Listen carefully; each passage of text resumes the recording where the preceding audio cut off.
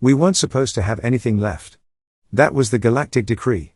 After the Great Fall, the Xylan Empire, in all its shimmering benevolence, deemed humanity too volatile, too unpredictable. They stripped us of our technology, our advanced weaponry, leaving us with basic tools and a pat on the head that felt suspiciously like a boot. We became galactic toddlers, reliant on the Xylan for scraps of technology, for outdated farming equipment, for medicine we didn't fully understand. It was a slow, humiliating decline. But beneath the surface, beneath the hollow smiles and forced gratitude, a spark of defiance flickered. We became masters of disguise. We learned to hide our ingenuity, our thirst for innovation, beneath a facade of simple farmers, of artists clinging to a dying past. We built our hidden workshops in the forgotten corners of forgotten moons, in the bellies of hollowed-out asteroids, cloaked by technology the Xylan wouldn't recognize, wouldn't understand. We called it Project Phoenix, a symbol of our rebirth, our rise from the ashes. For generations, it was a whisper, a legend among children. But I, Captain Amelia Chen, lived to see it become reality. I was the lead engineer on Project Phoenix's most ambitious creation, codenamed Harpy. Officially, it was a weather monitoring drone, a clunky, slow-moving contraption designed to collect atmospheric data on distant moons. Unofficially, it was a revolution in disguise. The Harpy wasn't a drone. It was a marvel of repurposed Xylan tech, a hybrid of old and new, a whisper of the power we once wielded. It defied gravity with a combination of repulsor technology and artificially generated lift, a technology the Xylan deemed primitive and subsequently ignored. It bristled with hidden weaponry, cloaked emitters that could fire concentrated sonic blasts or blinding light pulses. It was a wolf in sheep's clothing, a clunky farmhand with a hidden arsenal. Today, the Harpy was ready for its first test flight. My heart pounded a frantic rhythm against my ribs as I stood at the edge of the makeshift landing pad, a crater painstakingly flattened within the heart of a dormant volcano. The Harpy, an ungainly mix of spindly legs and a bulbous, insect-like body, hovered a few meters above the ground, the repulsor pads whining like excited mosquitoes. Beside me stood General Ramirez, the weathered veteran who had championed Project Phoenix since its inception. His face, etched with the lines of a long and frustrated career, held a flicker of nervous excitement. "Ready, Amelia?" he rumbled, his voice a comforting constant. I straightened my flight suit, the worn fabric a second skin. "Ready, General." My voice sounded surprisingly steady, even to my own ears. We had come too far, sacrificed too much, to falter now. With a deep breath, I initiated the launch sequence. The whine of the repulsor pads crescendoed, a mechanical scream that echoed within the cavernous volcano. Slowly, oh so slowly, the Harpy began to rise. It looked ungainly, defying gravity with a cumbersome grace, but it rose. A cheer erupted from the small group of engineers and technicians gathered around the landing pad. We had done it. Project Phoenix had taken flight. The future, once a bleak wasteland, now shimmered with possibility. But even as the cheer died down, a new sound reached my ears, a sound that sent a jolt of ice through my veins. It was a low hum, a tremor in the air, a sound that spoke of power and purpose. A Xylan patrol cruiser. My blood turned to ice. The whirring of the Harpy's repulsor blades became a distant buzz in my head, drowned out by the ominous hum that grew louder with every passing second. General Ramirez's face, normally a stoic mask, paled several shades. Our joy, our triumph, evaporated in the face of a threat we'd spent generations preparing for, a threat we might not be ready for. "Get it down, Amelia," Ramirez barked, his voice tight with urgency. "Now." I scrambled back to the control console, my fingers flying across the interface. But the Harpy, designed for slow, meticulous data collection, wasn't built for speed. It descended with the ungainly grace of a drunken bumblebee. Below, in the distance, a Xylan cruiser emerged from behind a jagged mountain peak, its sleek, obsidian form casting a menacing shadow across the crater. The cruiser dwarfed our Harpy. It bristled with Xylan weaponry, their signature energy cannons gleaming menacingly in the weak sunlight filtering through the volcanic vents. Even from this distance, I could feel the oppressive weight of their power, a stark reminder of the technological gulf between us. Panic threatened to consume me, but Ramirez's voice, a grounding anchor in the storm, cut through the chaos. "Focus, Amelia. Engage the cloaking field." Project Phoenix's engineers had managed to jury-rig a rudimentary cloaking technology based on scavenged Xylan scraps. It wasn't perfect, offering only partial concealment, but it was our only hope. My fingers trembled as I activated the field. The Harpy shimmered, its form blurring at the edges, becoming slightly transparent. It wasn't enough. Even from the control console, I could see the flicker of confusion on the bridge of the cruiser. Their advanced sensors must have detected the anomaly, the defiance of gravity by such a rudimentary craft. They wouldn't dismiss it. Suddenly, the cruiser's communication channel crackled to life. A voice, smooth and condescending, filled the cockpit.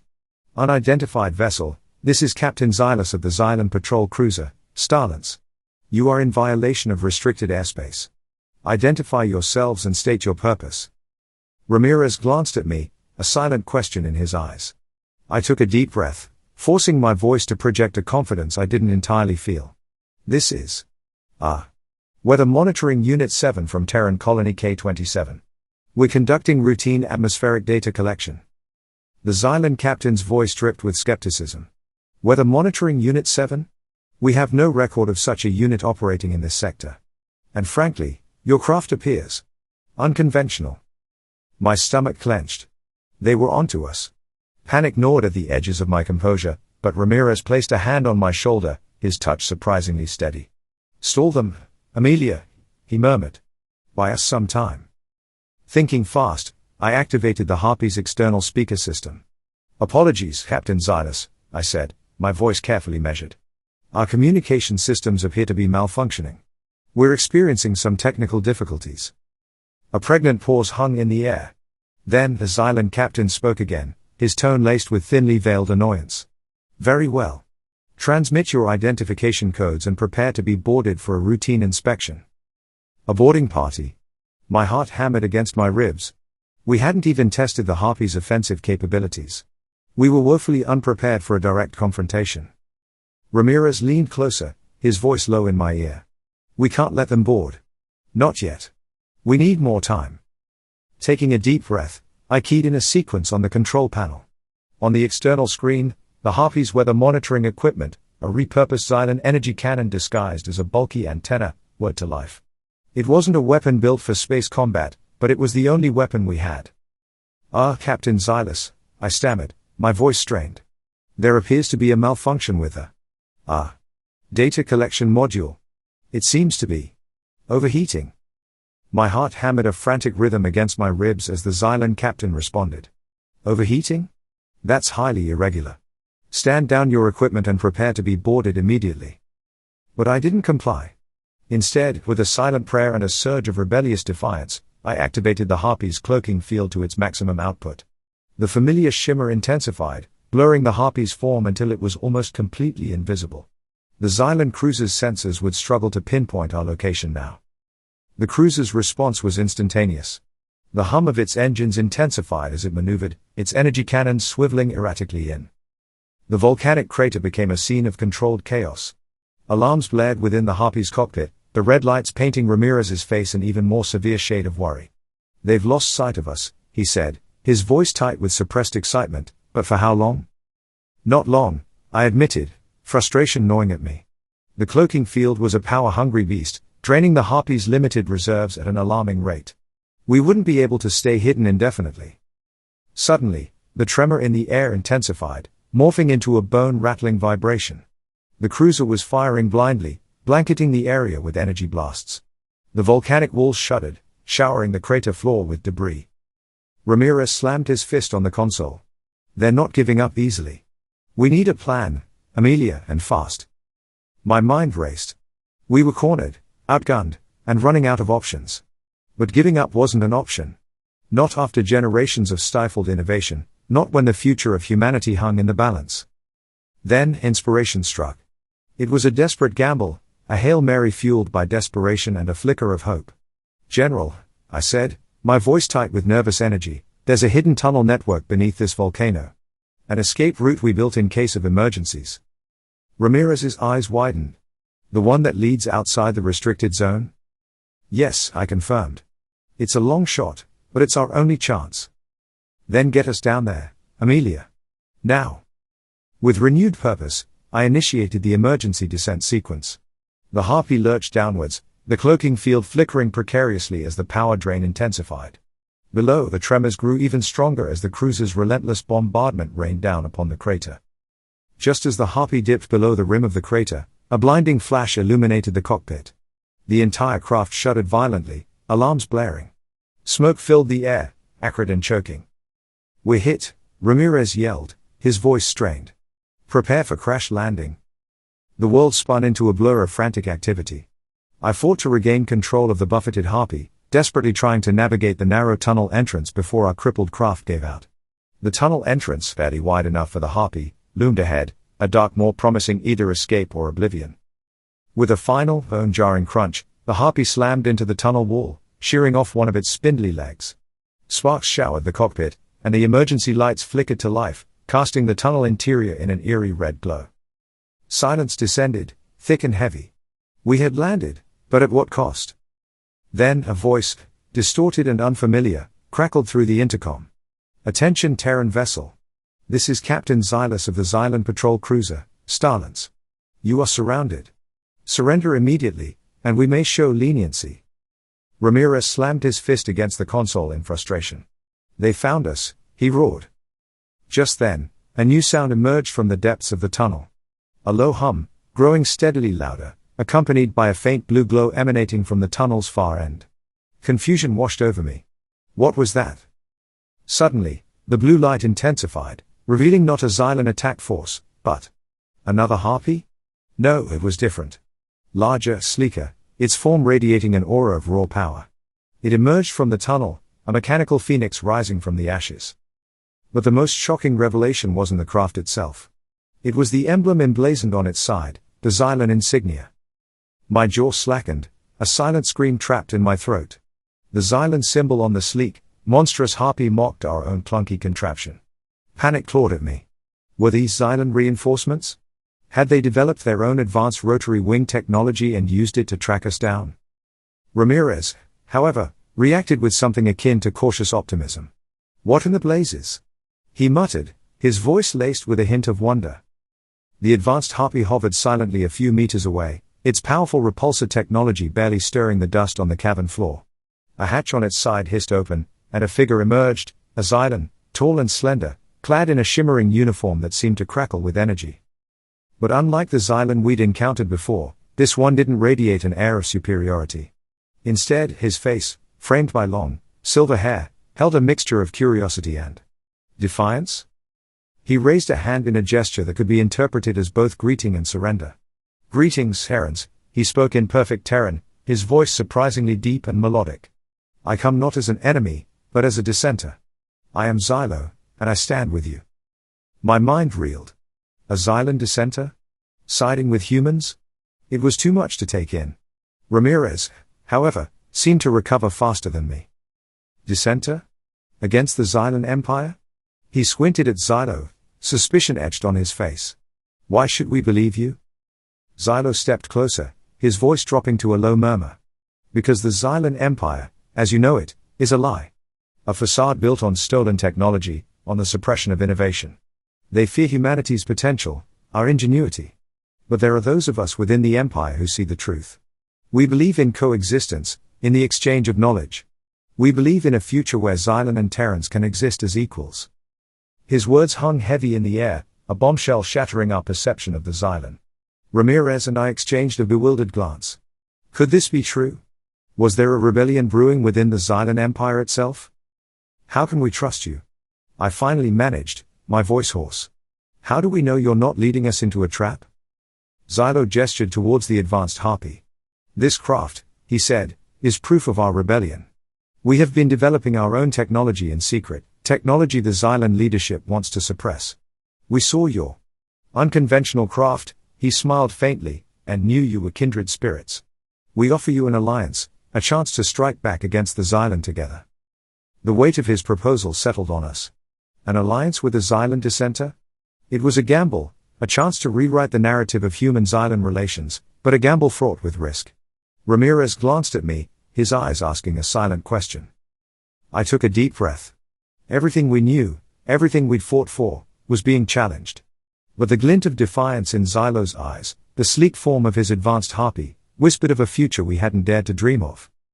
"All right, Xylo," I said, my voice surprisingly steady. "Let's talk." A slow smile spread across Xylo's face. "Excellent," he replied. "The future may hinge on this conversation." As the two harpies, symbols of defiance and rebellion, stood poised within the volcanic tunnel. A new chapter in the human Xylan story began to unfold. The fight for freedom, it seemed, wouldn't be fought against the Xylan alone, but alongside a faction within the very empire that had oppressed us for generations. The galaxy, once a place of stifling control, now shimmered with the promise of an uncertain, but potentially revolutionary, future. The cramped cockpit of the Harpy became our war room, a bizarre tableau of human and Xylan huddled around flickering holographic displays. Ramirez, ever the pragmatist, peppered Xylo with questions. How big is your rebellion? Where are you based? What kind of firepower do you have? Xylo, his demeanor surprisingly calm considering the weight of his revelations, patiently answered each inquiry. His faction, he explained, was a loose network of Xylan scientists, engineers, and even military personnel disillusioned with the Empire's iron-fisted control. We operate in the shadows, he said, a holographic map of the Xylan-controlled galaxy flickering behind him. Hidden bases scattered across the Empire, pockets of resistance waiting for the right moment. The map pulsed with tiny red dots, each representing a hidden base. Hope, a cautious ember, flickered in my chest. Perhaps the Xylan Empire wasn't as monolithic as we'd believed. But Xylo's next revelation doused the nascent flame with a bucket of cold reality. However, he continued, his voice grave, our resources are limited. The Xylan leadership tightly controls access to advanced technology. Our prototype Harpy, for example, is one of a kind. He gestured towards the sleek craft hovering outside the tunnel entrance. Disappointment clawed at me. One advanced Harpy wasn't enough to challenge the Xylan fleet.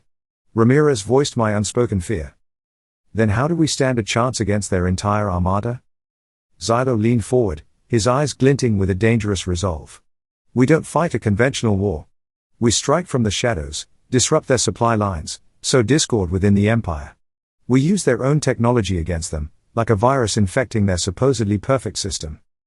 His words ignited a spark of excitement within me. Guerrilla warfare. Asymmetric tactics.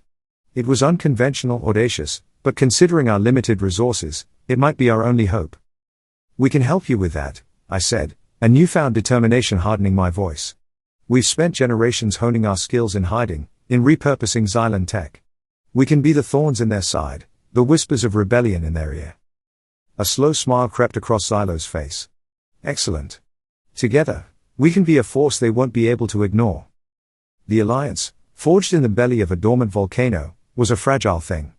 But it was a start, a crack in the seemingly impenetrable wall of Xylan dominance. The road ahead wouldn't be easy. There would be mistrust, casualties, and moments of agonizing doubt. But for the first time in generations, humanity wasn't facing the Xylan alone. We had an ally, a dissenter who dared to dream of a different future. As I gazed at the holographic map, the red dots no longer seemed like scattered embers, but like constellations, a constellation of rebellion ready to ignite the galaxy. The fight for humanity's freedom had entered a new phase, a phase as thrilling as it was terrifying. We were no longer the underdog, but insurgents, a spark that could potentially consume the Xylan Empire from within. The cockpit, once a cramped refuge, now felt like the bridge of a revolutionary ship, charting a course towards a future we could only begin to imagine. The hum of the harpies, a sound that once represented fear, now thrummed with the promise of liberation. The fight for humanity's place in the galaxy had begun. And it was a fight we were no longer destined to lose. Weeks turned into months as we honed our newfound partnership with Xylo and his rebel faction. Our ramshackle base within the volcano became a hive of activity. Human engineers, fueled by a newfound sense of purpose, feverishly worked alongside Xylan defectors, dissecting salvaged Xylan technology and repurposing it for our guerrilla warfare. The once clunky Harpy became our muse. We stripped it bare, studying its advanced repulsor technology, its energy weaponry, its cloaking field. The knowledge gleaned from this mechanical phoenix served as the foundation for a fleet of cobbled-together xylocopters, a bizarre mix of human ingenuity and salvaged Xylan tech. Ungainly, yes, but surprisingly effective. Our first strike, a daring raid on a Xylan supply depot, was a resounding success. The Xylan, caught off guard by the sudden appearance of these unorthodox, cloaked helicopters, were easily overwhelmed. The stolen supplies, fuel, weapons, and most importantly, additional Xylan tech, bolstered our fledgling rebellion. News of our raid spread like wildfire across the Xylan-controlled planets. Whispers of a human uprising, fueled by a mysterious alliance, echoed through the galactic grapevine. The Xylan Empire, once an unchallenged monolith, began to show cracks in its facade. But our victory was short-lived. Just as we were basking in the afterglow of our success, a new transmission crackled through the communication channels, a voice laced with icy fury. It was Captain Xylus, his once hopeful demeanor replaced by a chilling rage. "The jig is up," he spat, his voice distorted by static. "They've discovered my involvement. They're coming for you, and for me. Prepare yourselves." The image flickered and died, leaving us staring at a black screen, the weight of his warning heavy in the air. Ramirez slammed his fist on the console. "We've been compromised. How could this have happened?" Xylo's warning sent a jolt of fear through me. The Xylan Empire wouldn't underestimate us anymore. The honeymoon phase of our rebellion was over. The real fight, the fight for survival, was about to begin. As the tremor of approaching Xylan warships reverberated through the volcanic rock, I knew our time in this hidden haven was over. We had a choice to make, fight or flee. But one thing was certain, the fight for human freedom had taken an unexpected turn, and the stakes had never been higher. The final image before the story fades to black is a close-up of Amelia's determined face, her eyes reflecting the flickering red light of the emergency alarm. She glances at Ramirez, a silent question hanging in the air. Fight or fly?